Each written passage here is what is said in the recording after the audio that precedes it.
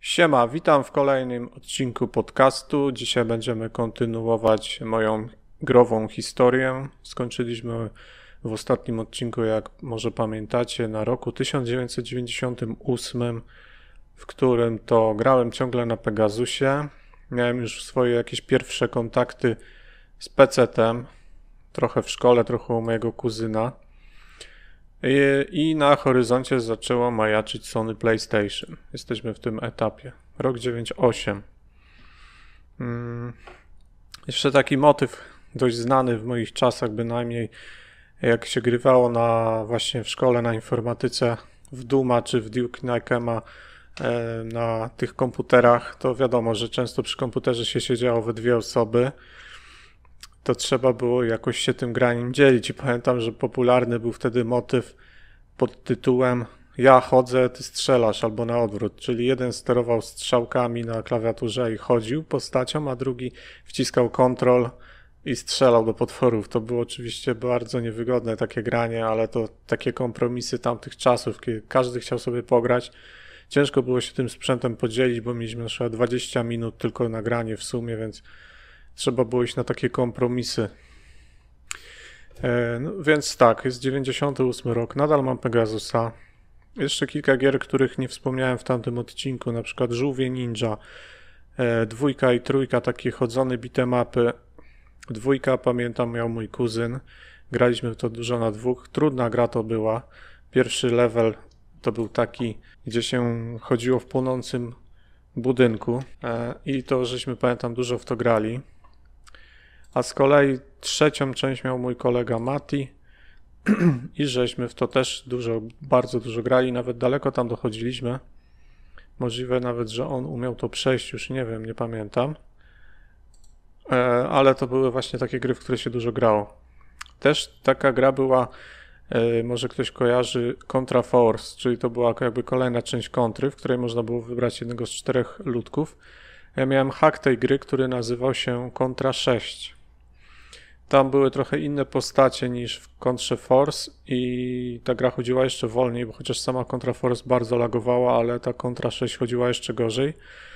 I to miałem, pamiętam, od kolegi właśnie tam, do sąsiada moich dziadków pożyczony cartridge i on był jakiś, nie dość, że to był hack, to jeszcze ten hack był jakiś zwalony, bo się dochodziło do takiego momentu chyba w 3. levelu i tam się po prostu gra w pewnym momencie wywalało takie hieroglify, jak się jechało taką windą i nie dało się dalej przejść. I po prostu w 3. levelu dalej się już nie dało przejść. I później za jakiś czas pamiętam, że zdobyłem cartridge z tą grą, który już nie miał skopanego tego i normalnie później przechodziłem całą tą grę. To była bardzo fajna gra, bo można było ulepszać bronię, zmieniać bronię. Tylko co właśnie było w niej najgorsze, że ona bardzo wolno chodziła. Nie wiem jaką ona miała animację, ale jak było kilka postaci na ekranie, to po prostu masakra była. To w kilku klatkach dosłownie chodziło wówczas. Jeszcze takie gry były fajne jak Adventure Island, czyli chodzenie takim półnagim koleżką po wyspie, rzucanie tam kamieniami, czy tam już nie pamiętam czym, w jakieś zwierzaczki. I później była też taka część, gdzie się jeździło na grzbiecie dinozaura. Także to też były bardzo fajne gry. Joe and Mac, jeżeli już jesteśmy w temacie dinozaurów, też była fajna gierka. Też właśnie walczyło się z dinozaurami. To też sporo w to grałem, miałem tą grę, pamiętam, też dość daleko tam dochodziłem. Fajni bossowie byli w tej grze. Gra w ogóle była też bardzo przyjemna. Były też takie krapiaste gry, w które z braku laku właśnie, ponieważ wymieniłem grę w sobotę na targowisku, nie było co robić przez weekend, więc męczyłem się z tymi grami i dużo w nie grałem. I do takich gier na przykład można zaliczyć, co już nie będę pokazywał, bo to nie ma sensu, Pogromców Duchów, Ghostbusters. To była beznadziejna gra. Nie wiem w ogóle, kto ją konstruował. Tam się albo jeździło samochodzikiem, albo przesuwało po takiej mapce płaskiej ikonką Pogromcy Duchów, ewentualnie jakieś takie wchodzenie po schodach, takie różne poziomy były, ale były tak beznadziejne i tak trudne. Nerd miał kiedyś odcinek o tej grze, więc można sobie sprawdzić, on to dokładnie wszystkie wady tej gry opisał. I jeszcze jedną taką grą, która nie była może aż taka najgorsza, tylko po pewnym momencie nie dało się dalej przejście jakby. To był Bond Junior. To była taka gra, trzeba było tam sporo kombinować, bo trzeba było zdobyć najpierw jakieś przedmioty, żeby dało się dalej przejść. Też było bardzo łatwo zginąć, też było takie głupie właśnie jak tu skakanie, ale ogólnie gra miała jakiś tam potencjał. Tylko później w pewnym momencie dochodziliśmy w tej grze do takiego momentu, że trzeba było na czas szyfry łamać w jakichś sejfach czy bombach chyba, rozbrajać bomby na czas. No i to już niestety, no nie wiem, czy to był jakiś schemat tego, czy to było czyste zgadywanie, bo nigdy nie byłem, tam może jakieś tam się udało zrobić, ale nigdy nie byłem w stanie tam za dużo podziałać i niestety moja gra zawsze kończyła się na etapie rozbrajania tych bomb. Także to było... Musiałbym chyba zrobić teraz jakiś research, czy tam była jakaś metoda na rozbrajanie tego, czy to był czysty random, bo pamiętam, że zawsze tam ginąłem. Znaczy kończyłem grę w sumie, bo czas mi się kończył i bomby wybuchały. No i tak sobie grałem właśnie u kuzynów. Też pierwsza styczność z grami na PC, pamiętam. Pierwsza taka gra już nie stara, jak wtedy wspomniany Golden Sun, tylko już taka współczesna, czyli z 98 roku, to była demko z CD Action, pamiętam, chyba nawet mam ten numer gazety, od nich dostałem. Commandos Behind Enemy Lines. To była taka taktyczno-strategiczna gra z widokiem od góry. Pamiętam, w demówce były dostępne dwie misje, pierwsza oraz trzecia. Trzecia to była taka z burzeniem tamy, pierwsza to była taka łatwa misja. Gierka no, robiła wrażenie graficzne, no, zwłaszcza jak ktoś wcześniej grał na NES-ie, na Pegasusie. Była spoko gierka, ale była bardzo trudna. Ale dobra, dajmy już spokój temu. Przejdźmy teraz do tego, co nas interesuje, czyli PlayStation. Mój kuzyn miał od początku chyba już takie kontakty, że załatwiał dużo takich gier strategicznych na PC-ta. Pamiętam, że chyba właśnie widziałem u niego Red Alerta 1 w 98 roku.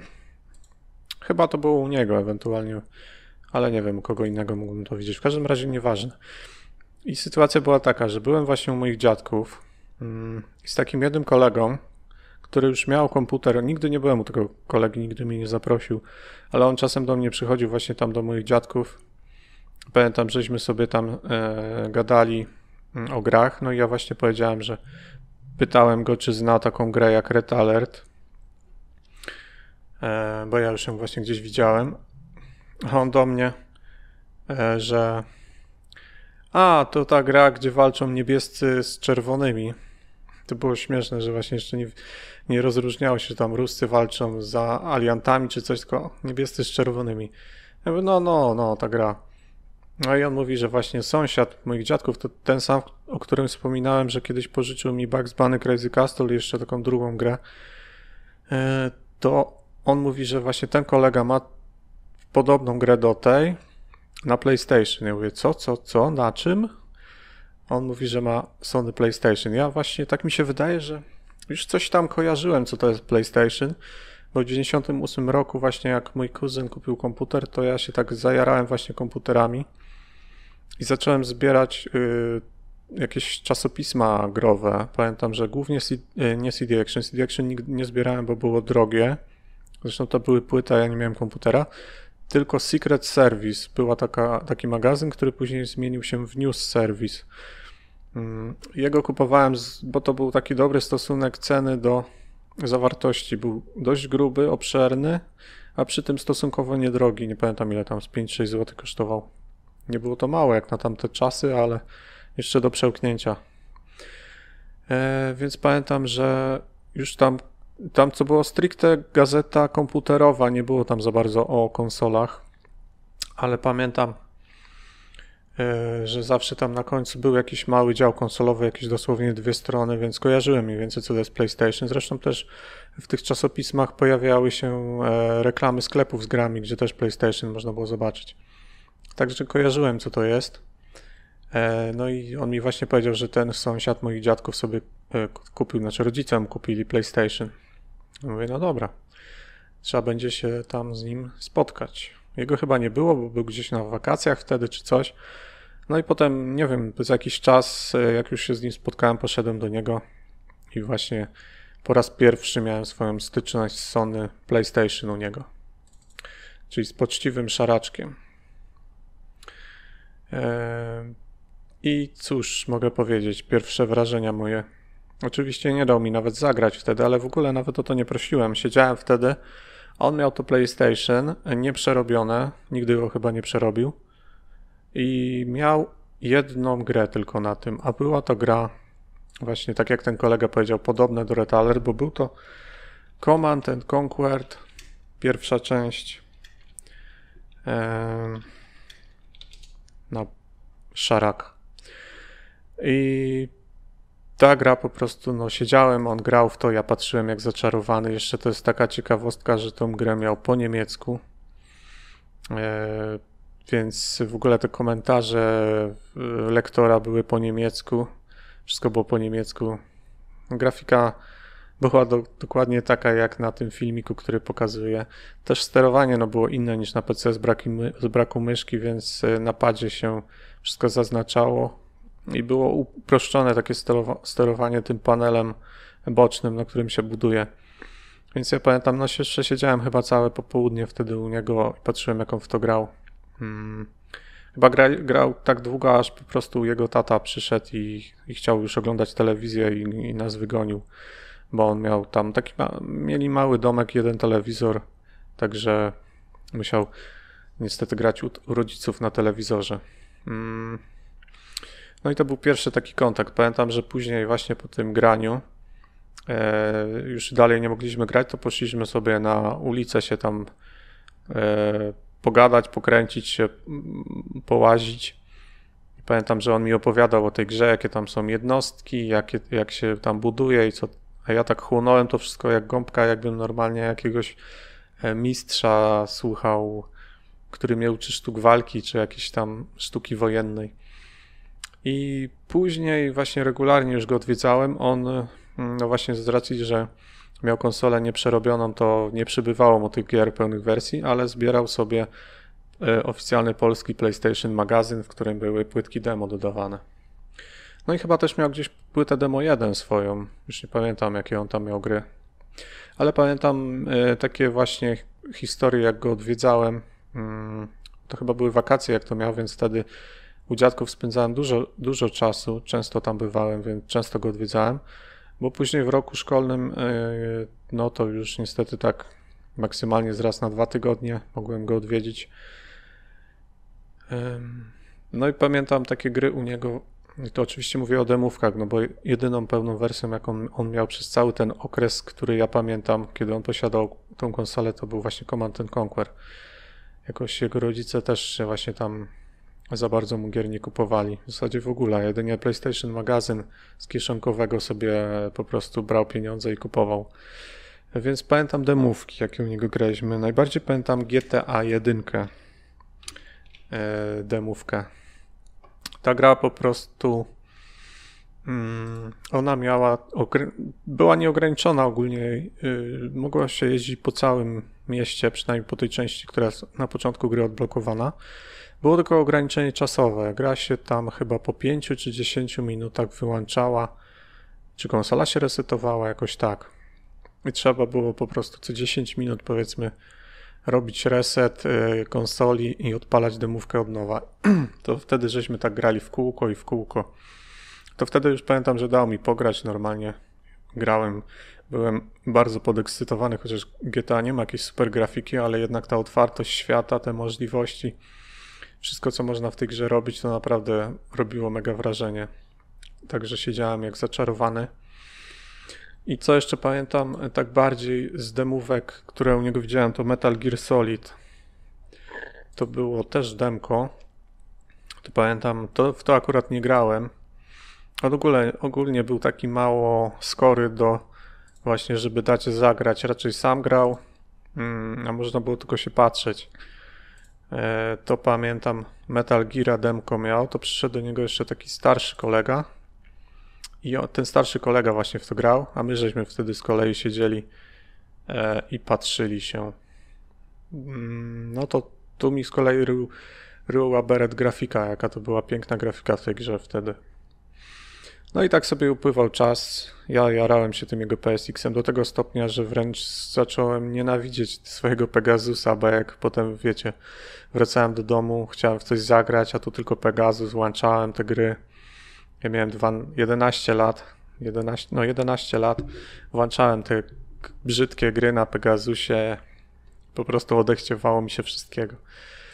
Więc wymyśliłem sobie, w ogóle zacząłem męczyć oczywiście rodziców, że ja bym chciał mieć PlayStation. Ale oni, że nie, bo mam Pegasusa. Więc po co mi 2 gry? 2 konsole, nie? No to ja wymyśliłem, że jakby Pegasus się popsuł, to wtedy bym miał pretekst, że nie mam na czym grać. Więc co zrobiłem? Popsułem go sam. Perfidnie, dosłownie.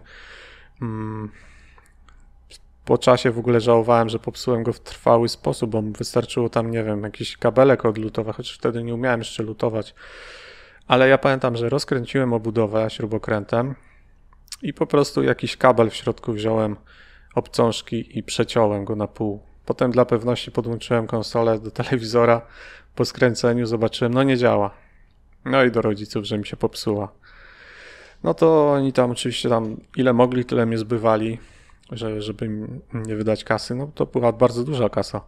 No ale w końcu się udało i w 1999 roku, jakoś w wakacje, jakbym gdzieś poszukał, to jeszcze bym znalazł Paragon. Pojechaliśmy do sklepu w centrum miasta, tego samego sklepu, w którym wcześniej rodzice kupili mi Pegasusa, czyli jakby historia się zatoczyła koło, wróciliśmy do tego samego sklepu i kupili mi tam Sony PlayStation w 1999 roku za cenę 600 zł. I no trzeba podkreślić, że to 600 zł w tamtych czasach to było bardzo dużo, bo najniższa krajowa wynosiła wtedy, nie wiem, najniższa krajowa 1999. Patrzcie, 670 zł brutto, czyli to jest jakieś 500 zł na rękę wtedy. Oczywiście tam moi rodzice zarabiali trochę więcej niż najniższa, czyli może około 1000, 1500, no ciężko powiedzieć, nie mam pojęcia, nie będę zgadywał, ale nie mieli jakiejś super pracy, żeby tam super zarabiali. No ale dajmy na to, że zarabiali po 1000 zł, czyli 2000 na całą rodzinę, a tutaj nagle wydatek 600 zł na taką głupotę, można powiedzieć, tak, no bo to niczemu nie służy, tylko rozrywce. Także kupili mi to i w sklepie pamiętam, no oczywiście było demo 1 przy konsoli i jeszcze do wyboru sprzedawca dał mi do tej konsoli 2 gry. Znaczy położył przede mną 2 gry, powiedział, że jedną mam w komplecie i mogę sobie wybrać. Żadna z tych gier totalnie mi nic nie mówiła, oceniłem je dosłownie po okładce, gdzie mi się okładka bardziej spodobała. Nie pamiętam, co to była za gra, której nie wybrałem. Po prostu nie pamiętam, nie przypomnę sobie. A gra, którą wybrałem, która była moją pierwszą pełną grą na PlayStation, była The Adventures of Alundra, czyli w skrócie po prostu Alundra. Była to gra, taki można powiedzieć klon The Legend of Zelda, czyli taka przygodowo-RPGowa, ale bez rozwoju postaci. Zaraz do tego przejdziemy, ale jeszcze odnośnie mojej playki. Moja playka to była PlayStation model SCPH 5502, czyli to był ten model, no jeden można powiedzieć z wcześniejszych, jeszcze z tym słabszym laserem i miał tradycyjny kontroler, czyli nie było jeszcze DualShocka, tylko zwykły ten mały kontroler bez gałek analogowych. Na takim sprzęcie grałem. Natomiast właśnie pierwsza gra to była Alundra. Zaraz zobaczymy, jak ona wygląda. No i niestety, co najgorsze, nie miałem karty pamięci. Alundra to była gra taka, no mówię, zeldowata, RPGowa, wymagająca, niestety bardzo długa, więc wymagająca save'a. A ja nie mogłem save'ować, więc grałem w tą grę na tyle daleko, na ile byłem w stanie dojść. Z początku ta gra oczywiście od razu mi się nie spodobała. Sam początek to jest takie łażenie po statku, gadanie z ludźmi, potem jest bardzo długa cutscenka, która trwa kilkanaście minut, której się nie da wyłączyć. Potem dopiero trafiamy do wioski i zaczyna się rozgrywka. No potem się już robi fajnie, się chodzi, walczy, coś się dzieje. No tam też miałem lat 12, nie znałem jeszcze kompletnie angielskiego, więc wszystko co czytałem, te rozmowy, nic mi to nie mówiło. Czyli NPC mówił mi, gdzie mam iść i jakie mam zadanie, ja nie wiedziałem o co chodzi, więc chodziłem tak na chybił trafił, gdzie się po prostu dało wejść, tam wchodziłem i robiłem wszystko co się dało i chodziłem tak po omacku totalnie w tej grze. Tyle na ile mogłem, to sobie radziłem.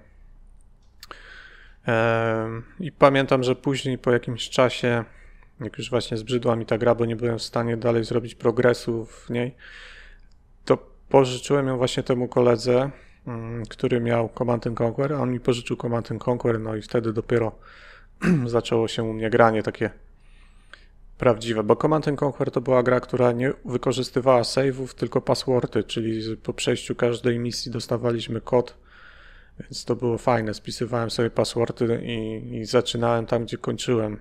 Jedyny minus był taki, że jak się skopało misję na przykład w trakcie, po godzinie grania, to trzeba było zaczynać od początku, no ale niestety. I tak to wyglądało. A moje demo 1 to było takie, że były tam demówki Gran Turismo 1, Tekkena 3, Medevilla, Kula World, też taka fajna gra, no i jakieś filmiki chyba, jak dobrze pamiętam. Także sporo grałem w to demo 1, długo w nie grałem, bo też trochę czasu w ogóle, no ja też miałem konsolę nieprzerobioną, też no kasa się nie przelewała, więc miałem bardzo mało gier. W moje demo 1 i Walundrę grałem naprawdę długo, zanim zdobyłem w ogóle coś później. Potem kolejną grą, no to tak już wspomniałem, był pożyczony Command & Conquer, w którego też grałem w opór. W to demo Medevilla właśnie tłukłem bardzo, bardzo dużo. W Tekkena tam było tylko 2 postacie i 1 walka chyba, więc ciągle trzeba było zaczynać od nowa. No było to przykre, takie nie było w co grać tak naprawdę. Potem zacząłem też zbierać PlayStation magazyn, no bo z braku laku coś trzeba było grać, więc zbierałem PlayStation magazyn i grałem w demówki. Takie najbardziej wspominane ciepło przeze mnie to był Siphon Filter. To było Eurodemo 47, to pamiętam do dzisiaj. To było takie fajne demko, na którym było też demo Colin McRae, jedynki, były tam Bloody Roar, taka bijatyka. Tak, ale Siphon Filter był zdecydowanie najlepszy, bo to była chodzona strzelanka, taka dużo akcji, dużo się działo. Demko też nie było najkrótsze, jak się tam chciało wszędzie wejść, wszystkich pozabijać, to myślę spokojnie z 15 minut. To śmiesznie brzmi w dzisiejszych czasach, no ale takie były realia moje. Czyli granie tylko w dema, praktycznie bardzo słaby dostęp do pełnych wersji. I przewijały się te demka. Miałem demko Tony Hawk'a 1, pamiętam, które trwało całe demo 2 minuty, bo to był jeden przejazd 2-minutowy po jednym skateparku. Więc w kółko, pamiętam, odpalało się to demko i grało tylko 2 minuty. To, żeby pograć godzinę, to trzeba było odpalić 30 razy demko. To przykre, prawda? No ale niestety takie były czasy. Tą konsolę miałem od roku 99 i grałem na niej aktywnie do roku 2000, czyli tylko rok czasu. Zaraz powiem dlaczego. I przez ten czas zdobyłem jeszcze tylko 2 pełne wersje gier. Pierwsza z nich to było otrzymane na gwiazdkę od rodziców Tomb Raider 3, który pamiętam. Wtedy pojechałem z tatą do pracy, bo tata pracował w innym mieście. Pociągiem się jeździło. I pojechaliśmy do pracy razem, bo myślałem, że w tym jego mieście będzie po prostu większe miasto bliżej Warszawy, że tam będzie jakiś sklep z grami, że może właśnie wybiorę sobie tą grę na prezent. I właśnie jeździliśmy po mieście, tam wchodziliśmy do takich sklepów RTV i tego typu i nigdzie nie było żadnych gier na PSX-a, no kompletnie nigdzie ani jednej gry na PSX-a. Więc taki zrezygnowany wróciłem, cały dzień tam byłem z nim w tej pracy. Potem wróciliśmy do naszej miejscowości. No on widział, że jestem taki właśnie smutny, że nic się nie udało kupić i pojechaliśmy jeszcze do takiego sklepu RTV u mnie w mieście. Była taka mała witrynka i tam były gry na PSX-a. i nie pamiętam już jakie gry tam były, ale wybrałem z tych gier Tomb Raider 3, co było takim sobie wyborem. Nie była to zła gra, ale właśnie było wiele ale. Po pierwsze była bardzo droga, bo to było 99 rok, to była chyba nowość i ona kosztowała 219 zł. Ktoś powie, no i co z tego, dzisiaj nowości są jeszcze droższe. Ale pamiętajcie, to był 99 rok, tak jak wspomniałem, najniższa krajowa wynosiła około 500 zł na rękę. I ja byłem też tak wychowany dość skromnie i wiesz, nigdy tam w domu jakoś, no nigdy nie było biedy, nigdy niczego nie brakowało, ale też nigdy nie było luksusów, żeby się tam przelewało czy coś. I pamiętam, że kupili mi tą grę. Pamiętam, że tata mi ją kupił bez słowa, nic nie powiedział, że jest droga czy coś, ale widziałem jakieś takie, może to było tylko moje, może wrażenie takie odniosłem, no nie wiem, ale miałem wrażenie, że właśnie, że jednak poczuł, że to jest drogie, ale nie chciał mi robić przykrości, kupił mi tą grę, ale potem pamiętam, że wróciłem do domu, mama się dowiedziała, że ta gra była taka droga, to też miała do mnie trochę pretensje, że tatę naciągnąłem właśnie na taką drogą grę. Ja potem miałem trochę wyrzuty sumienia właśnie, że to jest tak dużo pieniędzy, że przecież można by za to kupić dużo innych rzeczy, a ja taką grę naciągnąłem. A co gorsza, jak ją później włączyłem, zacząłem w nią grać. Może odpalmy. Tomb Raider 3. Kurczę, jakoś tak smutno ten odcinek leci. Zaś się okaże, że to były bardzo kiepskie czasy. Tomb Raider 3. Nie miałem oczywiście karty pamięci. W tej grze dało się zapisywać w trakcie leveli, aczkolwiek żeby to robić, to trzeba było zdobywać takie kryształy. Te kryształy służyły do save'a. Jeden zdobyty kryształ to jeden save. Ja oczywiście nie miałem sensu w ogóle ich zdobywać, ponieważ ja nie miałem karty pamięci. No i pierwszy to jest pokazany sam początek gry, gdzie się zjeżdża po takiej pochylni. Gówno widać, gra jest sztywna. Te stare Tomb Raidery takie były drętwe, jak nie wiadomo co. Trzeba robić bardzo precyzyjne ruchy, bardzo precyzyjne skoki. I zacząłem tą grę. Zjeżdżałem dokładnie tak jak na tym filmiku. I jechałem, nie wskakiwałem tutaj nigdzie ani nic. Tylko jechałem po prostu po tej zjeżdżalni i wpadałem po prostu na kolce. I ginąłem już na samym początku gry i tak raz, drugi, trzeci, któryś z kolei. Potem z czasem udało mi się zjechać na dół. Mówię, Boże, co to za gra jest? I tyle pieniędzy kosztowała. Ja tu sam początek nie wiem co robić. Ginę jak pies w ogóle. Tu jakieś kamienie. Zginąć w tej grze to było po prostu tak prosto, tak łatwo. Można było zginąć dosłownie w każdej sekundzie niemalże. Źle się postawiło krok, źle się skoczyło i dupa i od początku cały poziom. Była mega ciężka gra. I mega taka właśnie, o właśnie tutaj widać na filmiku jak save jest robiony przy użyciu diamenta. A ja no niestety, jakbym zginął, to już było po mnie. Szczęśliwym trafem złożyło się, że wtedy właśnie na tą gwiazdkę 99 roku przyjechali do mnie kuzyni. Ci sami, co mieli kiedyś Pegasus, ci sami, co kupili, tego peceta właśnie w 98. I dostałem od nich na prezent PlayStation Magazine, taki numer właśnie chyba grudniowy, do którego było dorzucone kompendium jakieś tam, któreś z kolei o PlayStation, czyli to była taka książka z opisami, jak przechodzić dane gry i z kodami jeszcze do różnych gier. No i w tym kompendium była solucja do Tomb Raidera trójki, szczęśliwie. Więc po pierwsze mogłem przeczytać, jak przejść tą cholerną grę, bo nie radziłem sobie w niej. Więc miałem krok po kroku, tylko to wiecie, spadło. To były opisy tekstowe, czyli idź w prawo, zobaczysz po prawej dużą skałę, to wtedy musisz skręcić o 90 stopni w lewo, przejść 5 kroków, tam zobaczysz taką rzeźbę, to musisz na nią się wdrapać. Wiecie, trzeba było naprawdę użyć wyobraźni, żeby odnaleźć się w sytuacji, czytając te opisy. Ale na szczęście oprócz samej solucji do gry to były też kody. Tam nie było niestety kodu na nieśmiertelność, więc trzeba było się cały czas pilnować, ale był kod na przykład były kody na przeskakiwanie leveli.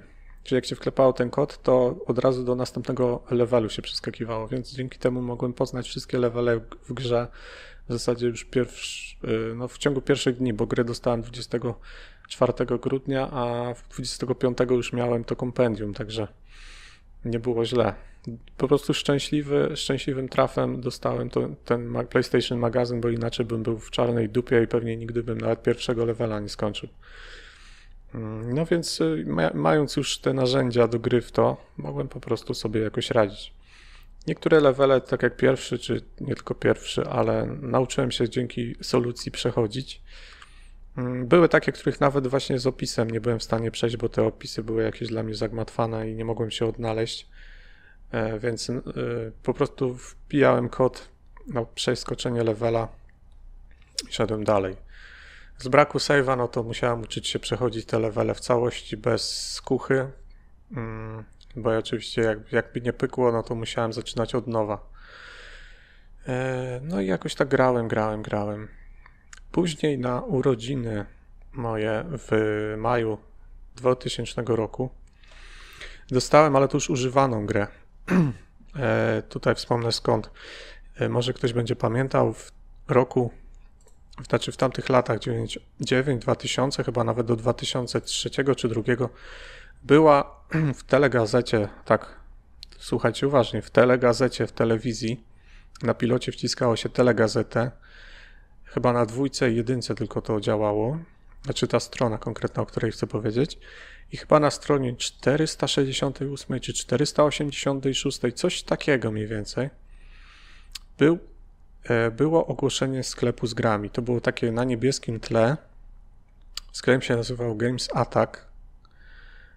Był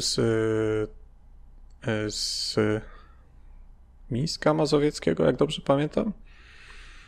I tam było niebieskie tło i na białe chyba literki wypisane tytuły gier na PlayStation. Później z czasem też się pojawiły na PlayStation 2, na Dreamcasta, Nintendo 64, na Game Boye. I tam wszystkie gry to było aktualizowane co kilka dni. I tam był adres, na jaki numer telefonu, adres i tak dalej. I to był sklep wysyłkowy. I stamtąd właśnie z tego sklepu, nie wiem skąd się o tym dowiedziałem, ktoś pewnie to odkrył albo ktoś komuś powiedział i mi przekazał. I z tego sklepu wysyłkowego właśnie zamówiłem grę Test Drive 5 na PSX-a. Test Drive 5.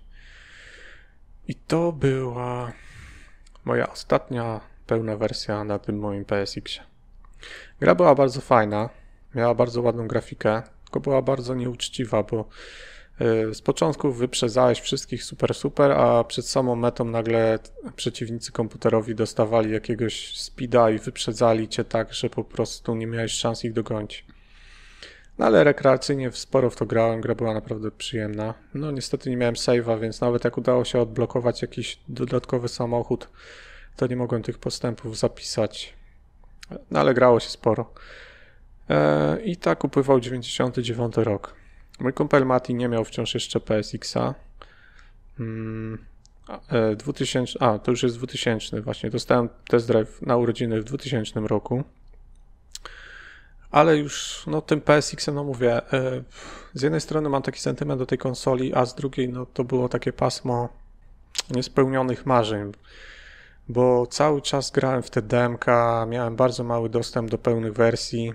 Nie dziwię się tak naprawdę, że w tamtych czasach ludzie przerabiali te konsole, bo jak inaczej taki dzieciak mógł sobie w coś pograć, jak gry były drogie, dzisiaj są jeszcze droższe, ale porównując tamtejsze ceny do tamtejszych zarobków z tamtych czasów, to gry były bardzo drogie. Więc ja byłem takie poczucie miałem niespełnienia, tak? To będzie najlepsze chyba słowo, niespełnienia. Czyli chciałem grać dużo, byłem świadomy, że jest dużo świetnych gier, bo już po samych demówkach widziałem, że gry są świetne, ale nie miałem kompletnie żadnej możliwości, żeby te gry zdobyć. No i też gdzieś tam u kuzynów ciągle widziałem tego peceta. Też ten kolega właśnie, sąsiad moich dziadków, który miał PSX-a, miał tylko ten Command & Conquer. Właśnie w roku 99, jak ja dopiero grałem od niedawna na PSX-ie, a może to już był 2000 rok, to jemu rodzice kupili peceta. Używanego, pamiętam, że chyba za 1600 zł od kogoś. To był już bardzo słaby pecet jak na tamte czasy nawet, ale dla niego wystarczył, bo on chyba właśnie przez to, że zaczął swoją przygodę od Command & Conquer, stał się fanem strategii. Grał tam w StarCrafta, w Red Alerta, w Heroesów czyli głównie strategie to nie wymagały jakiegoś mocnego kompa. I ja też u niego właśnie przysiadywałem, patrzyłem jak on w to gra. No i też jakaś taki zapaliłem się na to, żeby mieć peceta. I w 2000 roku właśnie skończyłem szkołę podstawową i szedłem wtedy do gimnazjum. I już nie pamiętam jak to się zaczęło i kiedy to się zaczęło, ale zacząłem bardzo chcieć mieć peceta. I to było osiągnięcie takie, można powiedzieć, nie wiem jak ja to zrobiłem, jak ja przekonałem rodziców, że dostałem tego peceta i to bardzo drogiego peceta. Ale jeszcze wcześniej, w tym samym roku, w wakacje 2000 roku, mój kumpel Mati dostał swojego PSX-a. I to był PSX już model wyższy od mojego, już miał DualShocka w standardzie, no i też miał tylko demo 1, na początku nie miał żadnej gry. Więc on dopiero zaczął przygodę z PSX-em, ja już przymierzałem się powoli do peceta. Pamiętam, że jak u niego byłem pierwszego dnia, jak miał PSX-a, był taki podjarany, a ja już wtedy oglądałem, pamiętam, w Komputer Światach jakieś części i już myślałem o tym, żeby skompletować peceta. Właśnie mój starszy kuzyn mi w tym pomagał, który miał już komputer od 2 lat i miał jakieś tam doświadczenie. No i dlaczego mówię, nie wierzę w to, że mi się to udało, bo w 99 roku moi rodzice w ogóle samochód zmieniali, wydali wtedy też kupę pieniędzy, pamiętam chyba wszystkie swoje oszczędności, żeby kupić samochód nowy. Więc w 2000 roku tam ledwie tam pół roku po zakupie samochodu, a tu ja wyskakuję z tym, że chcę mieć peceta. No i wtedy po jakichś długich pertraktacjach w tym 2000 roku w końcu rodzice kupili mi peceta. Właśnie sam nie mogłem w to uwierzyć. Znaczy bardziej po latach, wtedy to byłem zajarany, nic mnie nie interesowało, po prostu chciałem mieć ten komputer i koniec, nieważne ile on by nie kosztował. Wiadomo, byłem napalonym dzieciakiem. Dopiero po latach sobie pomyślałem, kurde, jakie to było. Naprawdę sporo poświęcili. Dopiero później to doceniłem tak naprawdę. Chociaż ten komputer tak naprawdę nic dobrego w moim życiu nie przyniósł, więcej złego niż dobrego, ale to później powiem. Ale no kupili mi ten komputer, pamiętam to był ostatni dzień wakacji, 30 chyba czy 31 sierpnia 2000 roku. Pamiętam przedostatni dzień, że tego dnia co kupiliśmy, to potem następny dzień był jeszcze wolny, a potem 2 dni później już było rozpoczęcie roku szkolnego. Wiecie co, może skończę w tym momencie. Więc tak, jest rok 2000, PlayStation miałem przez rok czasu, było to pasmo takiego niespełnienia, pasmo takiego z jednej strony fajnie się grało, z drugiej strony no człowiek pragnął gier, ale nie mógł ich zdobyć, więc stwierdził, że PC to będzie coś w sam raz, że będzie można grać, wiadomo, w piratki, będzie dużo gier, bo wszyscy mają, będzie od kogo załatwiać, więc PlayStation ciężko tak jakby podsumować. No z jednej strony super czasy. Też tutaj jeszcze chciałem na koniec wspomnieć, że to były czasy, kiedy miałem u siebie w pokoju telewizor, na którym grałem na tym Pegasusie. I potem na początku, jak miałem PlayStation, to również. Ale ten telewizor to był bardzo stary, taki jeszcze nie na pilot, tylko normalnie na przyciski. I on się popsuł. To był jakiś jeszcze ruski Rubin. I jak on się popsuł, no to później już nie dostałem kolejnego telewizora i byłem skazany na granie u rodziców po prostu w salonie na rodzinnym telewizorze, gdzie rodzice też chcieli go oglądać, więc tak jak niektórzy na przykład grali po nocach, zarywali nocki takie, a no niestety nie miałem takich wspomnień, żebym grał po nocach, no bo wieczorami to już w zasadzie w ogóle nie grałem, bo rodzice siedzieli po pracy przed telewizorem, ja grałem głównie w dzień. Zresztą w sumie nie miałem w co grać po nocach, bo tak jak miałem tylko 3 gry na PlayStation plus demówki, więc to były takie czasy bardzo niespełnione i niewykorzystany potencjał tak naprawdę w moim przypadku tej konsoli. Więc kurczę, no jak myślę o tych czasach, to były super, ale jak teraz o tych opowiadam i wspominam, to było takie trochę przykre z jednej strony, bo to już ten Pegasus, jak go miałem, to miałem pełno gier i było w co grać, a tutaj no niestety, ale brak gier, po prostu brak dostępu do gier. Dlatego tak krótko grałem na tej konsoli, bo jak dostałem komputer, to już konsola poszła w odstawkę. Ale o tym opowiem w kolejnej części, także podsumowując ten odcinek. Rok 2000, dostałem komputer, olałem PlayStation i od tego momentu zaczniemy kolejną część. Także jeżeli ktoś oglądał, to dzięki za uwagę i do zobaczenia w kolejnym odcinku. Cześć!